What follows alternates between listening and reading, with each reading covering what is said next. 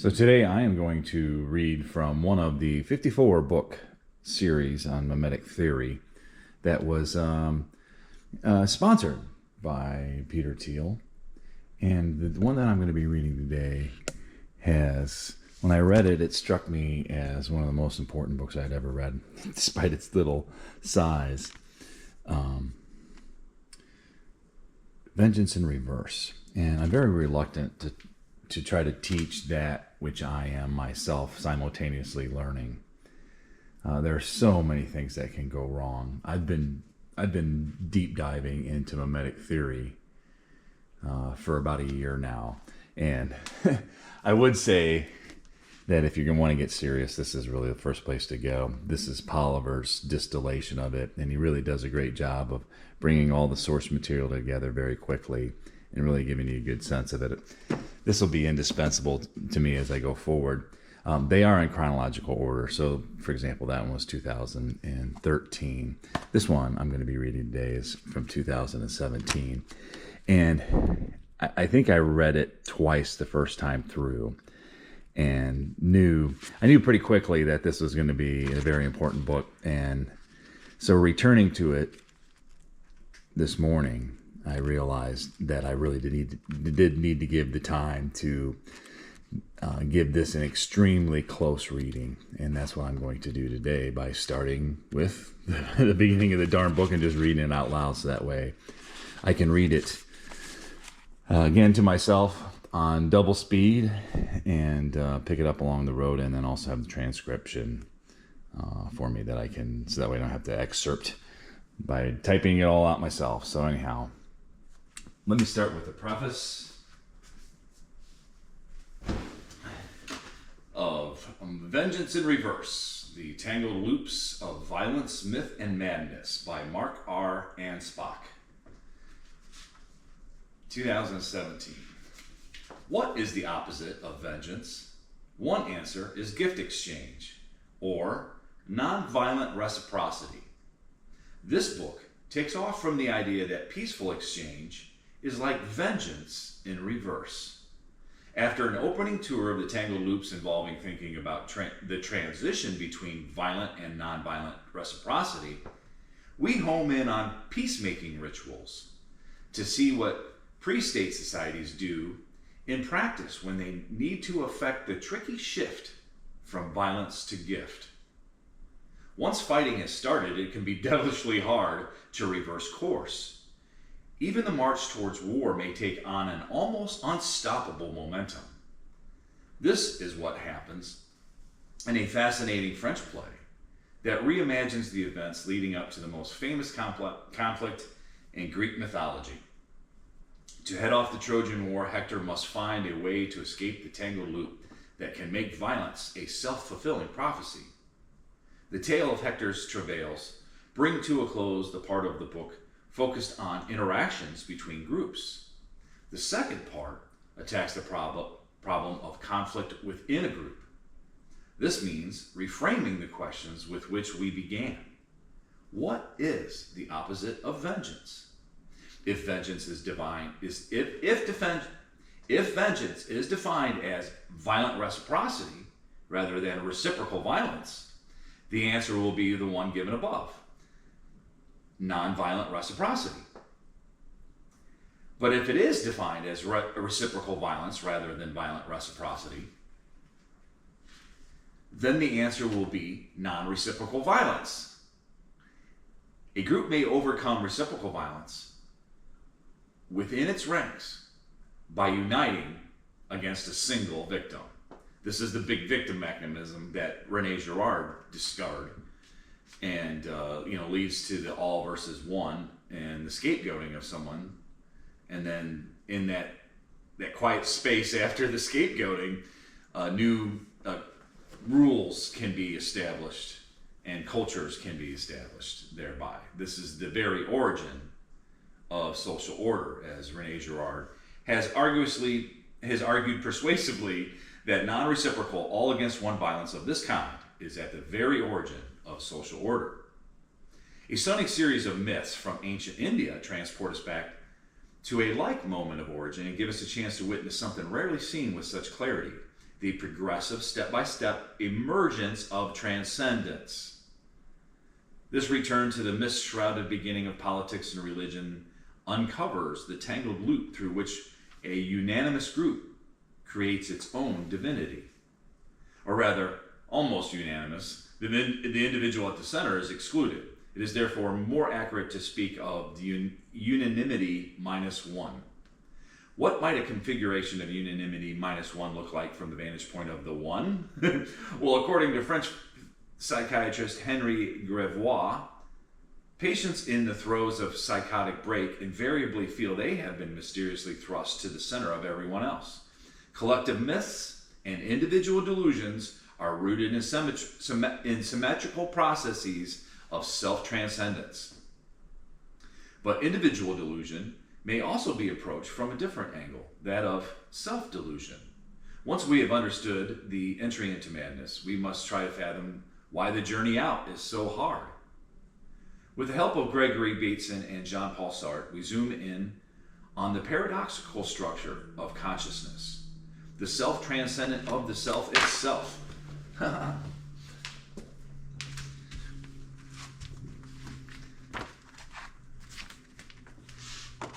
that one flew off there.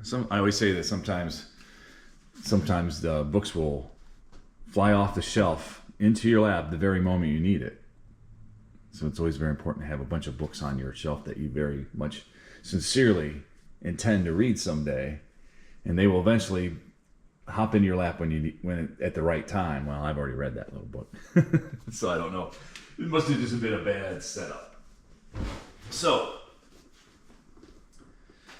have I lost you yet? We're talking about self-transcendence and self-delusion and non-reciprocal violence and interrupting we haven't gotten to that part yet. So with the help of Sartre, which is a very interesting thing, that Sartre ends up being the one that really discovers what I think is kind of the crux of the difference between good faith and bad faith, I think is such an important distinction.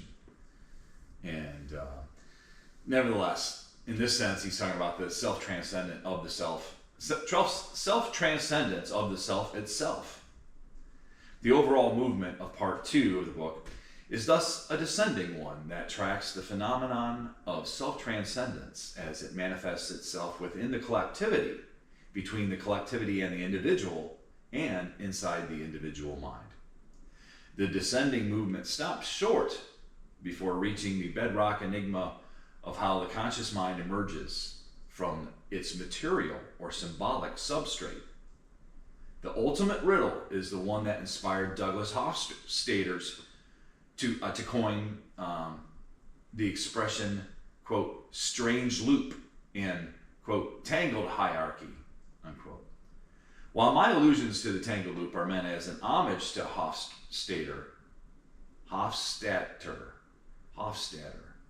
Hofstadter. There's 2 T's in there.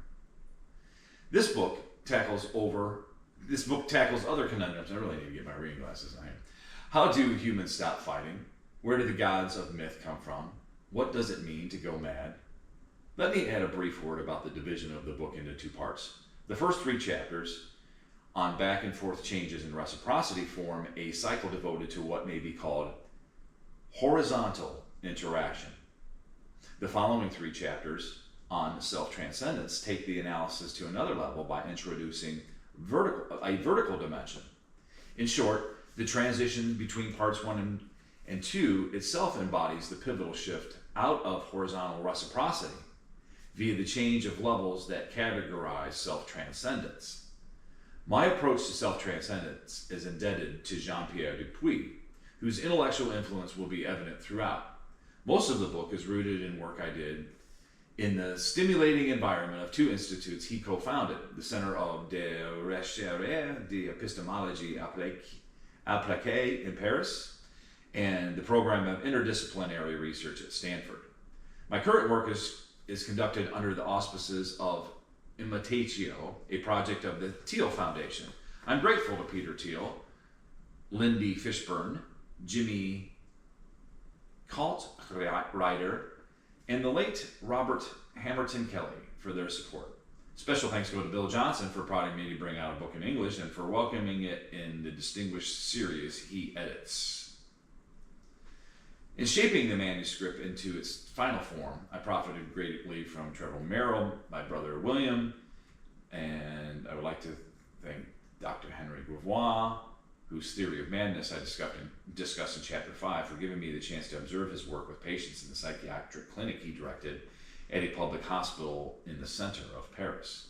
Gravois also drew my attention to the curious statements by Esquirol's patient that became the point of departure for the reflections in Chapter 6.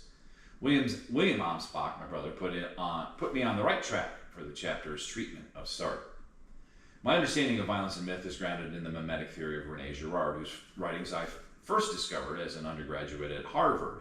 He offered me valuable early encouragement and helped me determine the subsequent course of my career by introducing me to Jean-Pierre Dupuis at the 1981 Stanford Symposium on Disorder and Order, just as I was preparing to leave for graduate study in Europe.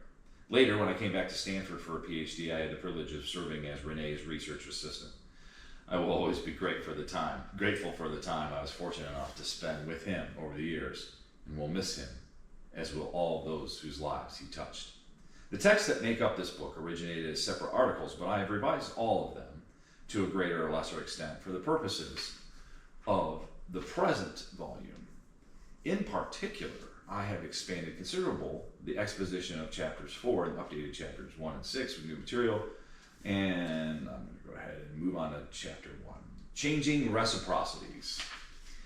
Beginning with a return, or vengeance in reverse. The epigram is a quote from Ismail Kadare in the General Theory of the Dead Army. Even when the avenger kills his victim, he is doing no more than obeying the clause of an unwritten law. And so these time-honored and unspoken rules go on, twisting themselves around these people's legs throughout their lives until the day comes when they inevitably trip them up. I would like to start out by reflecting a little on what it means to think of vengeance as an exchange of violence. And the first thing I would like to do is suggest that vengeance is not an exchange of violence. Vengeance is not an exchange of violence. What is an exchange? An exchange takes place when something is passed back and forth between people, or when something is passed in one direction and something else in another. And I say advisedly, something. There is something moving between the exchange partners. There is an object. Now, it is obvious that the expression exchange of violence can only be a metaphorical form from this point of view. There may be an exchange of blows, but there is no object transferred back and forth. The metaphor of an exchange of violence is seductive because it is easy to see a resemblance or parallel between an exchange of blows or an exchange of hostilities and other forms of exchange. Not only is there a parallel in the structure, there often seems to be a real continuity, as Claude Levi-Strauss asserts in a frequently cited passage of the Elementary Structures of Kinship. He says, quote, "There is a link, a continuity between hostile relations and the provision of reciprocal prestations." Reciprocal prestations. Wow, I almost stumbled over that. Exchanges are peacefully resolved wars, and wars are the result of unsuccessful transactions. A French anthropologist, Alfred Adler, has commented on the passage as follows: that there is an oscillation between peaceful exchange and war, that groups periodically face the choice of either dealing with the other or of taking by force at the risk of losing everything. The facts are there that bear witness to this. The error is to suppose that the terms of the choice are in a relation of analogy, and that this analogy can serve as an explanation. By privileging either one term, that is, either everything in exchange and war is an exchange gone wrong, or the other, which is, parenthetically, everything in war and peaceful exchange is but a modality of it. Unquote. My premise is that neither war nor exchange is primary, but rather reciprocity. The latter is ambivalent, alternately good or bad. I want to distinguish the abstract form of reciprocity from the phenomenon of exchange. Exchange is one type of reciprocity, violent reciprocity another. The difference is that in exchange, there is an object that acts as a mediator. Anthropologists and sociologists often look at exchange as a kind of web that weaves society together. But while exchange does draw people together, it also separates them, at least in the minimal sense that it places an object between them. Such a minimal separation may hardly seem worth mentioning. The best way to realize its importance is to see what happens when it does not exist. In fact, a dispute between two people turns violent at the precise moment that the literal absence of separation occurs. For example, an absence of separation between one person's nose and another person's fist. At that moment, there is nothing left between the antagonists. An object may have come between them in the sense that it was an object of contention, but at this something that René Girard has described well, and this is something that René Girard has described well, once the conflict escalates to the point of violence, the antagonists tend to lose sight of the ostensible object of contention. In other words, the object that they were contending over drops out of sight, and only the rivalry or the violence between them that is now being reciprocated comes into view. Back to the book. The violence takes on its own momentum then, and the original object drops from view. Nothing is exchanged. All that remains is pure form of reciprocity. That is why, in the case of violence, I prefer to speak of reciprocity rather than exchange. One may place the various types of reciprocity along the continuum running from the pure reciprocity of violence to the peaceful exchange of gifts. To employ a common terminology, reciprocity is a negative at one pole and positive at the other. In fact, the move from negative to positive reciprocity means something more than just a change from bad to good, from the infelicious act of fighting to a happier gesture of giving. The terms negative and positive are even more apt than they might seem. An actual reversal in orientation occurs between the two poles. But before homing in on the shift from the vendetta to gift exchange, we need to recognize that a transition must first be made between the pure reciprocity of violence and the vendetta taken as an empirical ethnological phenomenon. The extreme form of immediate, unalloyed reciprocity is what society must avoid at all costs. No community can long tolerate an outbreak of spontaneous, uncontrolled violence. Yet the anthropologist Raymond Verdier holds that while there is always a danger of vengeance rampaging out of control, real-world vengeance in the cultures that practice it often proves to be a smoothly functioning system, which he has dubbed the, quote, vindicatory system. Here he makes a distinction between the vindicatif and the vindicator, the spontaneous vindictive impulse that prompts an individual to lash back, and the vindicatory system as a social institution with rules and regulations enshrined in tradition.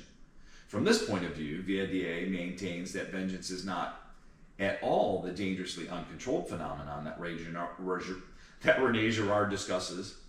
So let me start that over. From this point of view, he makes the distinction. Let me go back to this here for a second. He makes the distinction between the vindicatif and the vindicatoire, the spontaneous vindictive impulse that prompts an individual to lash back, and the vindicatory system as a social institution with rules and regulations enshrined in tradition. From this point of view, Verdier maintains that vengeance is not at all the dangerously uncontrolled phenomenon that René Girard's discussion of it and violence in the sacred could have led one to believe. Quote, there is the risk that the act of vengeance will initiate a chain reaction whose consequences will quickly prove fatal to any society of modest size, writes Girard. The multiplication of reprisal instantly puts the very existence of society in jeopardy, and that is why it is universally proscribed. Verdier would would no doubt retort that in many cultures, revenge is a sacred duty incumbent on a member of the tribe, a social imperative for a man of honor, in short, an obligation. Far from proscribing vengeance, the society prescribes it. Lucien Skubla has shown how socially prescribed vengeance follows ritual forms that are part of a larger sacrificial system, so that the vindicatory system can be said to control vengeance by virtue of the fact that it is itself sacrificial. I would like to make another point by drawing attention to the basic paradox at issue here. We have a phenomenon that is spontaneous, in its spontaneous form, must be avoided, and instead of prescribing it, it is prescribed. What kind of crazy prescription is that? An analogy can be found in the psychotherapeutic technique known as prescribing the symptom. This technique is used precisely when the symptom to be cured is a self-destructive, spontaneous behavior that the patient cannot control. The psychologists of the Palo Alto school explain that prescribing the symptom works because it creates a therapeutic double bind. Jeffrey Bateson employed the expression double bind to describe the paradoxical imperatives with which one cannot comply without falling headlong into non-compliance.